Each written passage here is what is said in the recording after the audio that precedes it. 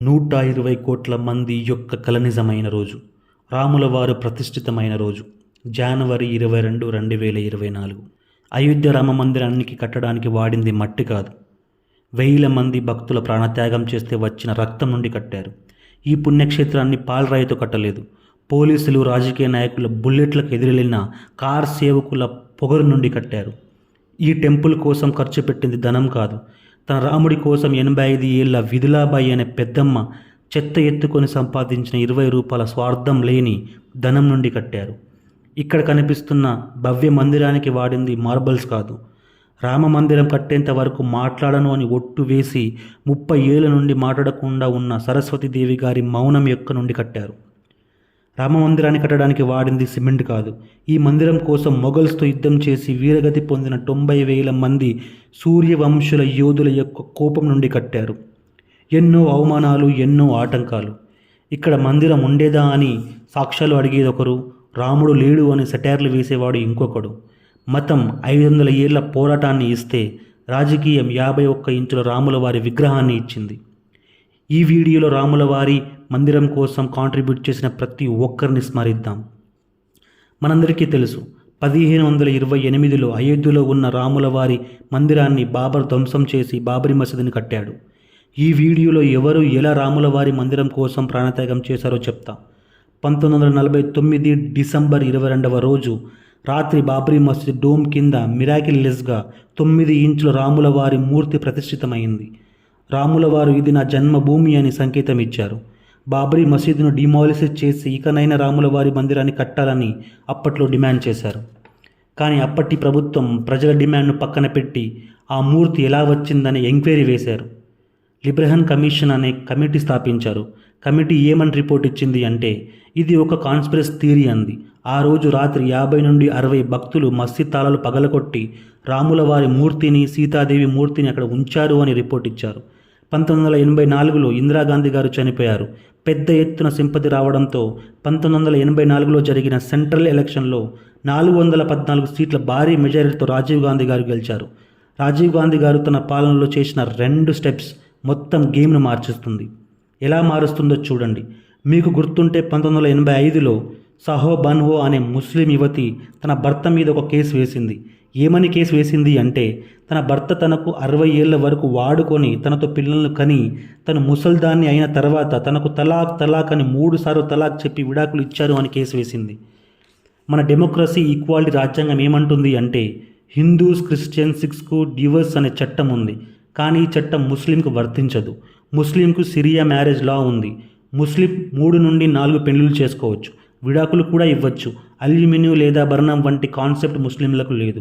So సున్హా బనవ తనకు నెల మెయింటెనెన్స్కు డబ్బులు భర్త పంపాలని, ఈ ముసలి వయసులో నేను ఎక్కడికి వెళ్ళి పని చేయాలని కేసు పెట్టింది.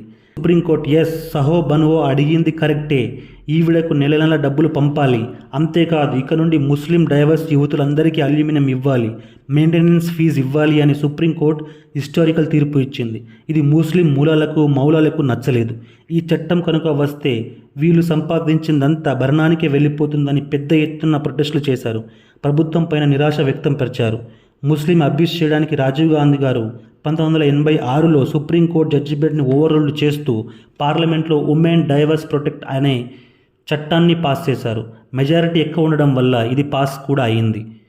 ఈ డిసిజన్ హిందువులకు నచ్చలేదు. నెక్స్ట్ 1980లో బీజేపీ పార్టీ స్థాపించబడింది. 1984లో జనరల్ ఎలక్షన్లో బీజేపీ పార్టీకి కేవలం 3 సీట్లు వచ్చాయి. 1984లోనే ఎల్కే అద్వానీ ఆధ్వర్యంలో విశ్వ హిందూ పరిషత్ నేతృత్వంలో రామ్ జన్మభూమి రథయాత్ర మొదలైంది. ఈ రథయాత్రలో మోడీ గారిని కూడా చూడవచ్చు. ఈ రథంతో చేసిన ఊరేగింపు పెద్ద ఎత్తున పాపులర్ అయింది. బీజేపీ చేసిన డిమాండ్ బాబ్రీ మసీద్ స్థానంలో రాముల వారి మందిరాన్ని కట్టాలని. సహో బనవ్ కేసులో నిరాశగా ఉన్న హిందువులను అబ్యూస్ చేయడానికి రాజీవ్ గాంధీ గారు 1986లో బాబ్రీ మసీదు లోపల వెలిసిన రాముల వారిని చూడ్డానికి గేట్స్ ఓపెన్ చేయాలని చెప్పారు. దీంతో బీజేపీ పాపులారిటీ అమాంతం పెరిగింది. మేము చేపట్టిన రథయాత్రకు తలవంగి ప్రభుత్వం గేట్స్ను ఓపెన్ చేసిందని.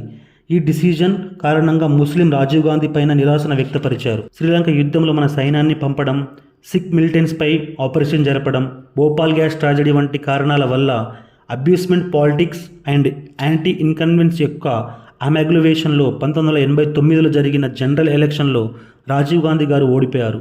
1989లో నేషనల్ ఫ్రంట్ ప్రభుత్వాన్ని స్థాపించింది. నేషనల్ ఫ్రంట్ అంటే ఈ గ్రూప్కు జనతాదళ్ పార్టీ నేతృత్వం వహించింది. జనతాదళ్ పార్టీకి ప్రభుత్వాన్ని స్థాపించడానికి కావలసిన పూర్తి మెజారిటీ లేదు. కాబట్టి బీజేపీ పార్టీ, టీడీపీ వంటి పార్టీల యొక్క సపోర్ట్తో సింగ్ ప్రధానమంత్రిగా ప్రభుత్వాన్ని స్థాపించారు. 1984లో సెంట్రల్లో నేషనల్ ఫ్రంట్ ఉన్నా కూడా ఉత్తరప్రదేశ్లో ములాయం సింగ్ యొక్క సమాజ్వాదీ పార్టీ యొక్క రూల్ ఉండేది. అక్టోబర్ 30, 1990లో పెద్ద ఎత్తున కార్ సేవకులు అయోధ్యలో ర్యాలీ చేశారు. ఆ రోజును డీ-డే అని కూడా పిలుస్తారు. 40,000 మంది కార్ సేవకులు కాలినడకన బాబ్రీ మసీద్ వైపు ర్యాలీ చేశారు.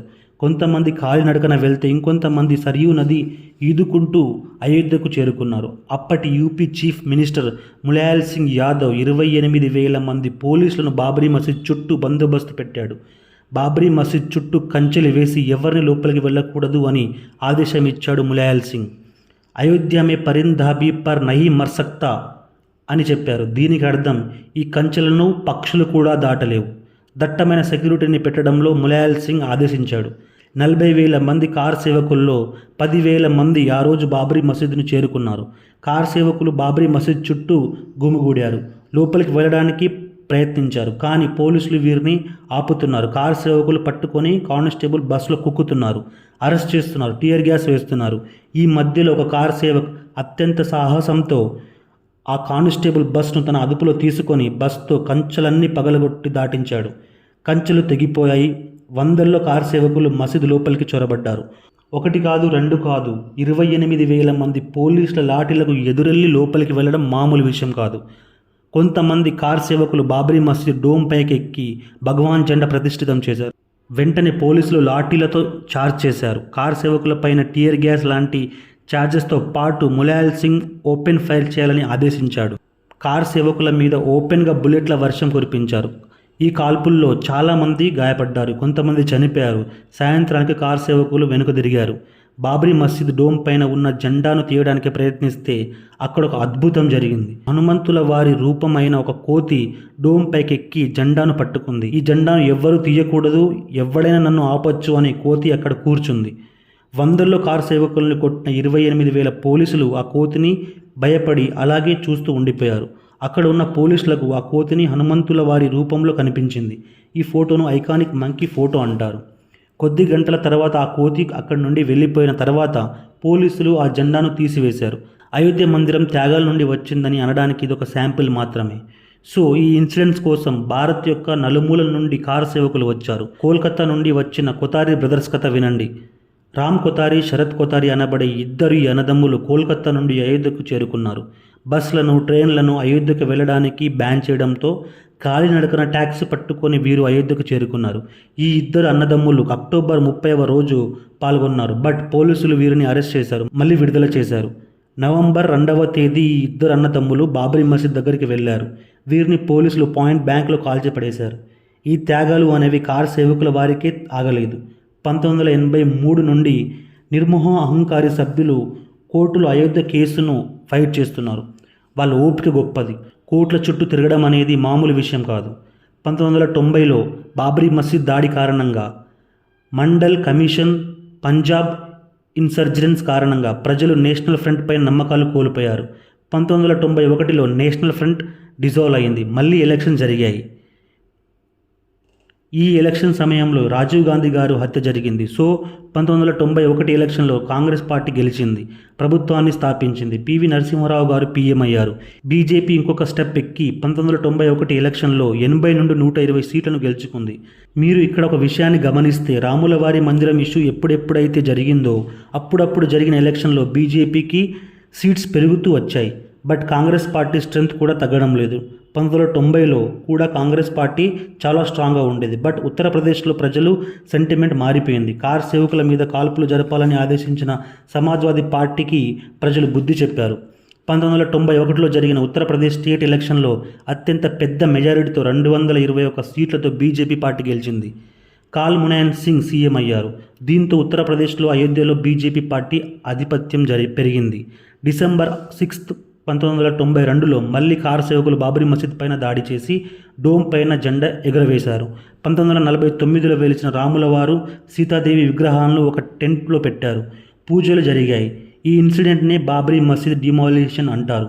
ఈ ఇన్సిడెంట్ కారణంగానే ముంబై దాడులు జరిగాయి. ఈ ఇన్సిడెంట్ భారత చరిత్రను మార్చి పడేసింది. ఈ ఇన్సిడెంట్ తర్వాత సరస్వతి దేవి గారు రాముల వారి మందిరాన్ని కట్టేంత వరకు నేను మాట్లాడను అని మౌనవ్రతానికి వెళ్ళింది. ఈరోజు ఈవిడ 32 ఏళ్ల తర్వాత మాట్లాడబోతున్నారు.